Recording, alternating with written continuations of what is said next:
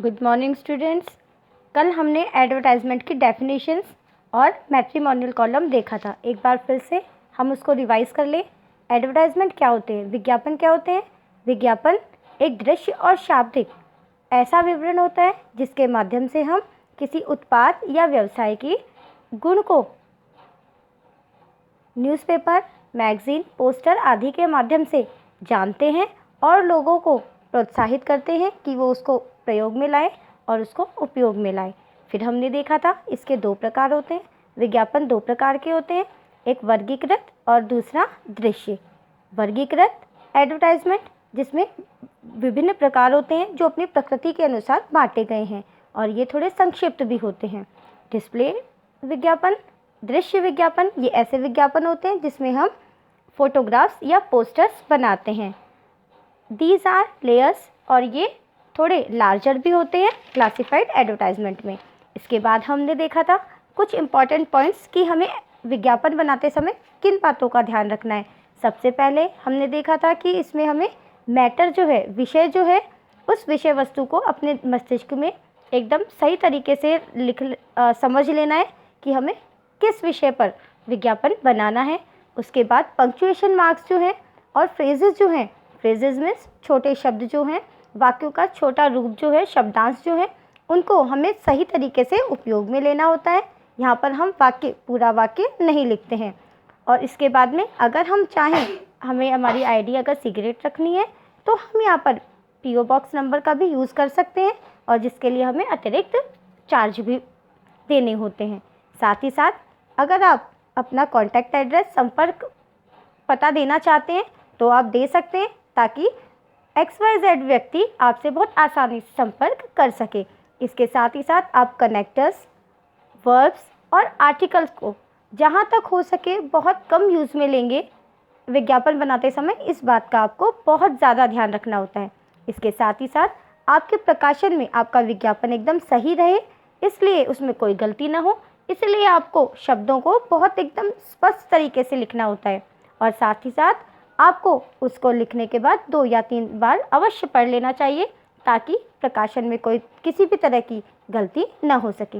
इसके बाद हमने देखा था क्लासिफाइड एडवर्टाइजमेंट जो है उसके अलग अलग प्रकार, जिसमें मैट्रिमोनियल कॉलम हमने कल देखा था जो कि वैवाहिक होता है। इसमें वर और वधू जिसकी तलाश की जाती है उसके बारे में पूरा विवरण दिया हुआ होता है।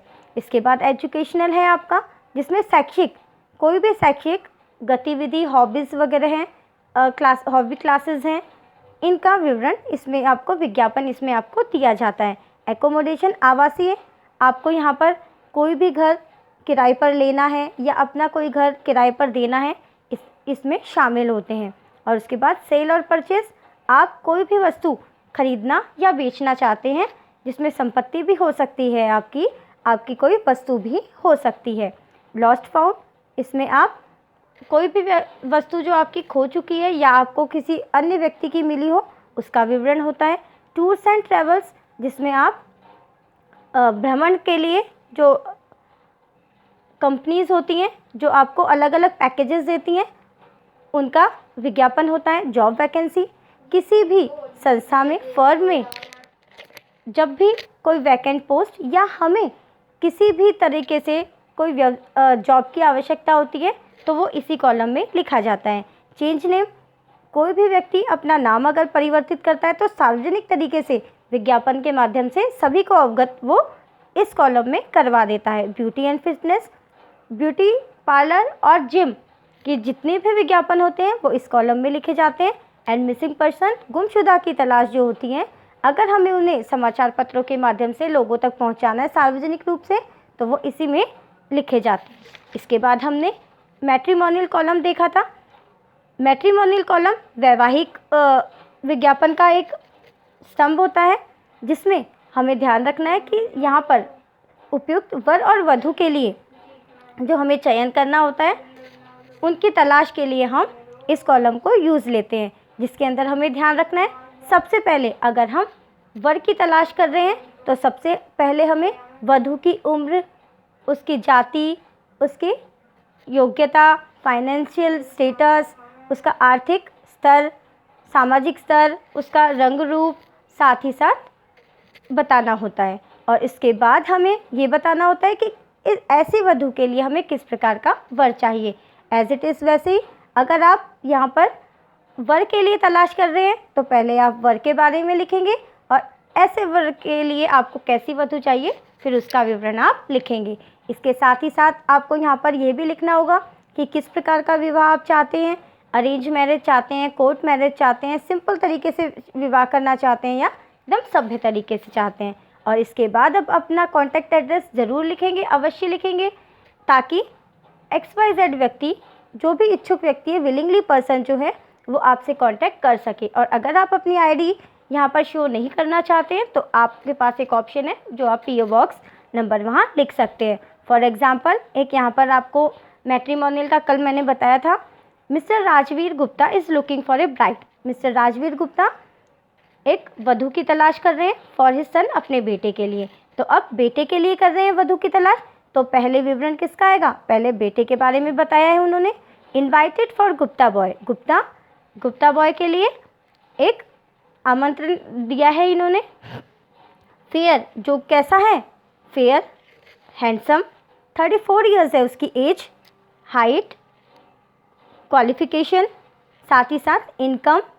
और अब इसके वर के बारे में बताने के बाद किसकी बारी आएगी, ऐसे वर के लिए कैसी वधू चाहिए। Want a bride age between 24 to 29, 34 years boy, तो गर्ल कितनी होनी चाहिए, 24 to 29 ईयर्स। अब साथ ही साथ उसकी कॉम्प्लेक्शन, उसकी क्वालिफिकेशन जो भी है वो सारी बातें यहाँ पर इन्होंने बताई, हमने कल देखी थी।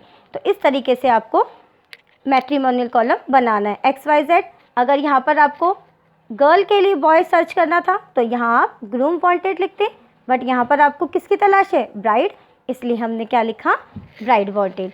सबसे पहले लड़के के बारे में लिखा और उसके बाद में उस लड़के के लिए कैसी लड़की चाहिए उसके बारे में लिखा। वैसे ही अगर हमें यहाँ पर ग्रूम वांटेड होता तो हम पहले गर्ल की लिखते क्वालिफिकेशन सारी और उसके बाद में बॉयज़ के लिखते और उसके बाद हम अपना कॉन्टैक्ट एड्रेस यहाँ देते। अगर क्वेश्चन में मेंशन न हो तो हम अपने मन के अकॉर्डिंग किसी का भी नाम हम यहाँ पर मेंशन कर सकते हैं। तो अब आगे एक एजुकेशनल और आपको बता देते हैं कि किस प्रकार से बनेंगे। सारे एडवर्टाइजमेंट इसी तरीके से बनाने हैं और इसीलिए 2-3 एग्जाम्पल हम देखेंगे अलग अलग कैटेगरीज़ के, ताकि आपको और कोई भी बनाने में दिक्कत ना हो सके। तो चलिए हम एजुकेशनल पे आते हैं। To inform for hobby classes और कोचिंग क्लासेस। अब कोचिंग क्लासेस या हॉबी क्लासेस के लिए जो एडवर्टाइजमेंट निकलते हैं वो इसी कॉलम में बनाए जाते हैं, जिसमें क्या क्या चीज़ ज़रूरी होती है, नेम ऑफ द इंस्टीट्यूशन और कोर्स। किसी भी इंस्टीट्यूशन का नाम बहुत ज़रूरी होता है और साथ ही साथ ये बताना भी ज़रूरी होता है कि कोर्स किस चीज़ का है, हॉबी क्लासेस है, इंग्लिश स्पीकिंग कोर्स है, जो भी XYZ है वो आपको वहाँ रिक्वायर होता है।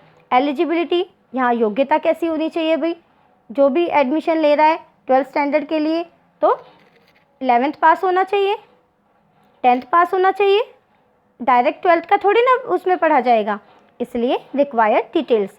एलिजिबिलिटी, ड्यूरेशन, यहाँ पर कोर्स जो है उसका समय कितना होगा, कितने मंथ में वो कंप्लीट करवाएंगे कोर्स, साथ ही साथ वो फैसिलिटीज़ क्या क्या देंगे आपको।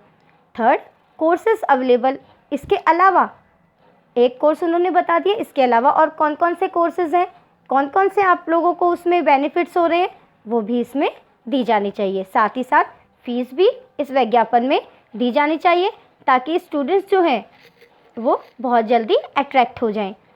Last date for submitting the application. अब किसी भी इंस्टीट्यूट में अगर आपको एडमिशन चाहिए तो एप्लीकेशन ज़रूरी होता है कि एप्लीकेशन फॉर्म भरें आप, इसलिए लास्ट डेट भी आपको बतानी ज़रूरी है। ऐसे थोड़ी है आपने 15 डेज़ स्टार्ट कर दी और उसके बाद कोई आ रहा है कि भाई हमें भी एडमिशन चाहिए, तो कोर्स कंप्लीट नहीं हो सकता है, इसलिए हमें लास्ट डेट उसमें सबमिट करनी होगी, सबमिटिंग की डेट बतानी होगी। कॉन्टैक्ट नंबर एंड एड्रेस, ये तो सभी एडवर्टाइजमेंट में आपको शो करना होगा, लिखना होगा, ताकि विलिंगली पर्सन आपसे डायरेक्टली कांटेक्ट कर सके। फॉर एग्जांपल एक अब हम क्वेश्चन देखते हैं। Recently you have started yoga classes. अब मान लीजिए आपने अभी हाल ही में एक योगा क्लासेस स्टार्ट की है, ड्राफ्ट एन एडवर्टाइजमेंट। तो अब इसके लिए आपको एक एडवर्टाइजमेंट ड्राफ्ट करना है। For publication is not more than 50 words. अब एडवर्टाइजमेंट जो भी होगा आपको 50 वर्ड से ज़्यादा नहीं बनाना है, ये ध्यान में रखते हुए आपको एक विज्ञापन बनाना है। तो सबसे पहले हम क्या लिखेंगे, हम यहाँ पर मेंशन करेंगे वो टॉपिक जिस टॉपिक पर हम एडवर्टाइजमेंट बना रहे हैं। तो किस लिए बना रहे हैं, आपने क्या किया है, योगा क्लासेस। तो हम क्या लिखेंगे, योगा क्लासेस। अब यहाँ पर क्या कर रहे हैं, अब आपने स्टार्ट किए तो इंट्रोड्यूस, हमने इंट्रोड्यूस किए क्या, योगा क्लासेस। जहाँ तक हो हम फ्रेजेस या शॉर्ट वर्ड्स का ही यूज़ लेंगे, सेंटेंस हमें नहीं लिखना है। तो इंट्रोड्यूस योगा क्लासेस, आपने क्या किया है, योगा क्लासेस इंट्रोड्यूस किए फॉर वुमेन एंड गर्ल्स। अब किसके लिए किए वो मेंशन करना ज़रूरी है। आप भाई स्पेशली वुमेन्स एंड गर्ल्स के लिए योगा क्लासेस जो हैं आपने इंट्रोड्यूस की है, स्टार्ट की है। बैच स्टार्टिंग, साथ ही साथ आप बताएंगे बैच स्टार्ट कब होगा भाई, 14 में 2020, 14 मई से स्टार्ट होगा, हो चुका है आपका, फ्रॉम 6 AM to 8 AM। और अब टाइमिंग भी आपने उसमें दे दी, इसमें है ना आपकी ड्यूरेशन, फैसिलिटीज़, एलिजिबिलिटी जो भी है वो सभी आपको यहाँ पे मेंशन करना होगा, जो भी रिक्वायर्ड है वहाँ। तो हमने लिख दिया 6 AM to 8 AM। भाई 2 घंटे की क्लास चलेगी, ये पूरे दिन थोड़ी ना योगा हो सकती है, सुबह सुबह ही हो सकती है। फॉर्म अवेलेबल, अब इन्होंने कहा है कि फॉर्म अगर कोई भी विलिंगली है तो फॉर्म अवेलेबल उपलब्ध होंगे आपको 28 अप्रैल 2020 फ्रॉम 8 AM to 11 AM। तो अब आपको 8 बजे से 11 बजे तक 28 अप्रैल को ये फॉर्म मिल जाएंगे। स्पेशल, अब इसमें फैसिलिटीज़ बताई थी, कोर्सेज अवेलेबल और भी बताए थे। तो इन्होंने कहा स्पेशल यहाँ पे क्या है, मेडिटेशन इज़ ऑल्सो गिवन। यहाँ पर उन्होंने क्या है, ध्यान मनन जो है वो भी आपको यहाँ पर करवाया जाएगा योगा क्लासेस के साथ साथ। 10 मिनट्स 15 मिनट्स कितने भी देर का हो सकता है, आपको ध्यान भी करवाया जाएगा। वेन्यू, अब स्थान देना तो ज़रूरी है कि भाई आप कहाँ जाएंगे, ऐसे ही योगा क्लासेस कहाँ जाएंगे, तो इन्होंने वेन्यू देना ज़रूरी है। तो जो जो रिक्वायर होता है वो सारी बातें हमें विज्ञापन में, एडवर्टाइजमेंट में मेंशन करनी होती है। रामनिवास हॉल कहाँ है, वेन्यू क्या है, प्लेस क्या है, रामनिवास हॉल। कॉन्टैक्ट, अब कॉन्टैक्ट एड्रेस तो बताना ही पड़ेगा, वरना वो कॉन्टैक्ट किससे करेगा willingly person. Savita Jain, director yoga classes. अब ये कौन है, सविता जैन इनका नाम है, डायरेक्टर है योगा क्लासेस की, जो कहाँ है, पुष्कर में। और इसके साथ ही साथ उन्होंने अपना क्या दे दिया, कॉन्टैक्ट नंबर। भाई कोई कॉन्टैक्ट करना चाहे, कोई पहुँच नहीं सके, पहले कॉन्टैक्ट करना चाहे तो वो कॉन्टैक्ट कर सकते हैं।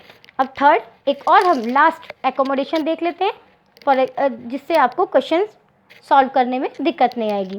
तो अब एकोमोडेशन आपको बताया आवासीय, जिसमें आप किराए पे घर ले सकते हैं और अपना घर किराए पे दे सकते हैं।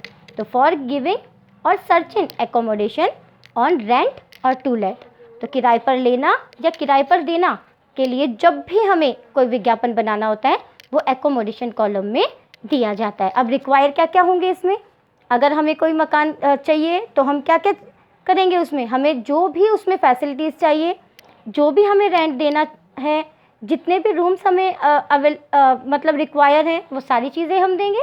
तो एज इट इज़ वही है, देखो एकोमोडेशन टाइप, अब टाइप बताना है आपको, हाउसफुल हाउस चाहिए, फ्लैट चाहिए, ऑफिस के लिए चाहिए या शॉप के लिए चाहिए। ब्रीफ डिस्क्रिप्शन ऑफ एकोमोडेशन, साथ ही साथ संक्षिप्त विवरण देना है आपको कि एकोमोडेशन में आपको और क्या क्या चाहिए। लोकेशन, आपको किस जगह पे चाहिए, फैसिलिटीज़ अवेलेबल, आपको वहाँ कौन कौन सी फैसिलिटीज़ चाहिए, या आप अगर किराए पे देना चाहते हैं तो कौन कौन सी फैसिलिटीज़ आप उनको उपलब्ध करवा रहे हैं टीनेंट्स को। टीनेंट्स प्रेफर्ड, अब जब आप किराए पर अपना घर दे रहे हैं तो आपको किराएदार कैसे चाहिए, उनकी प्राथमिकता क्या होनी चाहिए, सर्विस क्लास वाले चाहिए, गवर्नमेंट जॉब वाले चाहिए, या ओनली गर्ल्स को ही आप प्रेफर देते हैं, प्राथमिकता देते हैं कि हम तो गर्ल्स को ही हमारा हाउस जो है या हमारा फ्लैट जो है रेंट पे देंगे, या कपल को देंगे, या ओनली वेजिटेरियन शाकाहारी को देंगे। साथ ही साथ हमें रेंट बताना भी ज़रूरी है, भाई इंडिविजुअल पर्सन जो भी आएगा रेंट के अकॉर्डिंग ही आएगा। And last, contact and address, contact address sorry and number, तो ये आपको सभी में मेंशन करना नेसेसरी है। तो अब एग्जांपल हम देखते हैं। You have a set of 2 bedroom, आपके पास 2 बेडरूम का एक घर है, एंड ए डाइनिंग हॉल, साथ ही साथ उसमें डाइनिंग हॉल अलग से है। You want to give it on rent to a service class family, आप चाहते हैं कि आप उसको किराए पर दें, और किसे, देखो यहाँ पर आ गया ना brief description of accommodation, sorry, tenants preferred. टीनेंट prefer कैसे होने चाहिए? सर्विस क्लास फैमिली होनी चाहिए, गवर्नमेंट जॉब होनी चाहिए। तो अब ड्राफ्ट करना है। अब ड्राफ्ट कौन से कॉलम में होगा? भाई आप किराए पर दे रहे हैं तो किराए पर देने के लिए टू लेट। अगर आपको किराए पे लेना होता तो हम लिखते ऑन रेंट, तो हमने लिख दिया टू लेट। अब यहाँ पर क्या करेंगे? क्या क्या अवेलेबल है, इन्होंने क्या क्या जानकारी दे रखी है, पहले वो मेंशन करेंगे। अवेलेबल 2 BHK फ्लैट, इन्होंने बताया 2 बेडरूम सेट है, तो अवेलेबल 2 BHK फ्लैट। अब लोकेशन इन्होंने नहीं दी तो हम मेंशन करेंगे लोकेटेड एट 5 बजाज नगर सीकर, सीकर में है और 5 बजाज नगर में स्थित है। साथ ही साथ इन्होंने क्या बताया, फैसिलिटीज़ है ना, ब्रीफ डिस्क्रिप्शन और फैसिलिटीज़ दे रहे हैं, तो आगे सेपरेट किचन एंड बाथरूम है अलग से, 24 hours water and electricity supply. अब साथ में इन्होंने लोकेशन दे दी, फैसिलिटीज़ भी बता दी कि इलेक्ट्रिसिटी और वाटर जो है 24 आवर्स अवेलेबल है फॉर सर्विस क्लास फैमिली। साथ ही साथ टीनेंट कैसे चाहिए वो भी इन्होंने बता दिया, जो हमें क्वेश्चन में मेंशन था, फॉर सर्विस क्लास फैमिली। अब रेंट, रेंट कितना चाहिए इनको? 7,000 पर मंथ चाहिए। अब इन्होंने आगे कहा है विलिंगली पर्सन, जो भी इच्छुक व्यक्ति है please contact to Mahesh Mittal, Mahesh Mittal से कॉन्टैक्ट करें। और इनका एड्रेस दे दिया इन्होंने अपना, और साथ ही साथ अगर एड्रेस पे ना आ सके तो डायरेक्टली कॉल भी वो कर सकते हैं। Thank you students, I hope you understand. अगर कोई भी दिक्कत हो तो आप मुझे पूछ सकते हैं, और जो भी क्वेश्चन आपको प्रैक्टिस एक्सरसाइज दिए हैं वो आप एक बार करके देखेंगे। Thank you.